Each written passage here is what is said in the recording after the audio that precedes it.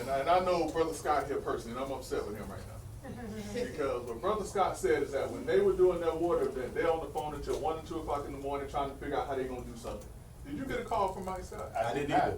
Did you get a call from Mike I Scott? get a call from him a lot, but I didn't get that call. But I'm sure we're gonna get a call now Even though. you listen to me. Even Mr. Scott, I want y'all to understand this. Even Mr. Scott has people that he can lean on, and he forgot that he has people that he can lean on too. See what happened was But you know, We have one in the pocket, though. this is a real good, important, teachable moment, not just for Mr. Scott, but for Greg, myself, Pastor.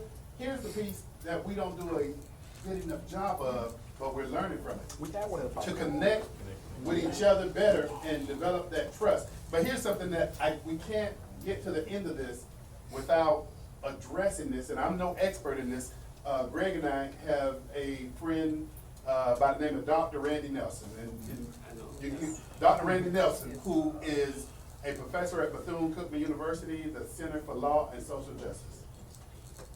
Heard a topic, and this is a topic that we don't often like to venture into because we don't have enough time in the day to talk about this. But I heard something earlier that we gotta at least touch on. And the conversation needs to continue somewhere or another. But the issue of race is something that we can't shy away from. But you know, when you say race, it's another word that we need to also mention, and that's relationships. And when I heard about racism and prejudice, here's something that I want to leave you with. When we talk about bias, and most people put the word implicit bias in the front of that. Oftentimes, when we hear that, we immediately think about police and regular Joe citizens. But let me leave, and this is something that I evolved through with Dr. Randy Nelson, Greg and I.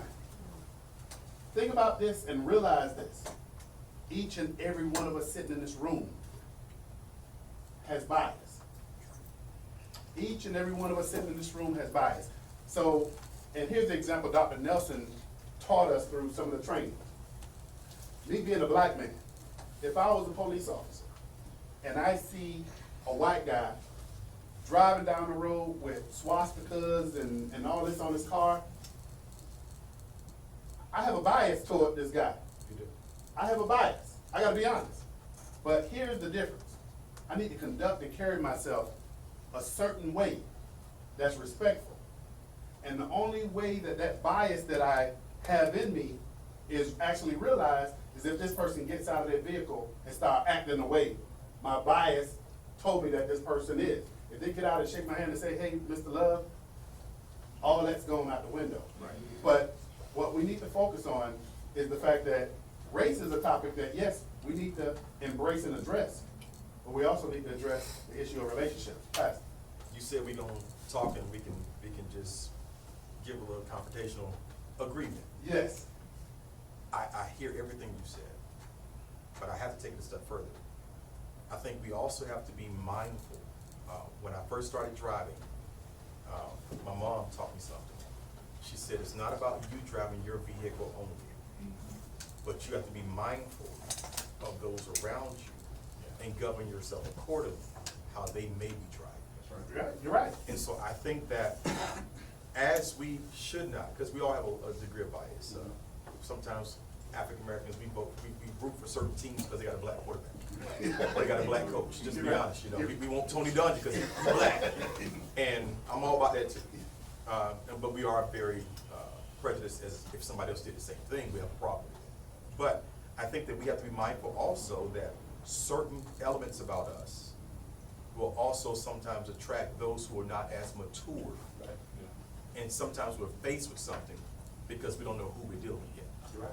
And so we have to kind of govern ourselves accordingly as well. With that, we're being mindful of, man, let me not be so ethnic right now because he may be so fearful that I don't get a chance to shake his hand, that he automatically kills me.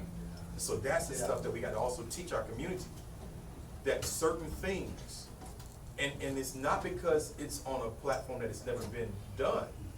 They're making these biased reactions because somebody else, not you, but somebody else did it. And now it became a stigma. So we gotta be mindful as a community saying, I can't just be me. I gotta be mindful, because being me may have me dead. Right. And that's the type of disagreement that teaches us all. And those are the kind, man, whether you appreciate them or not, we all learn from them. Right. Thank you. Yeah, now, Brother Love,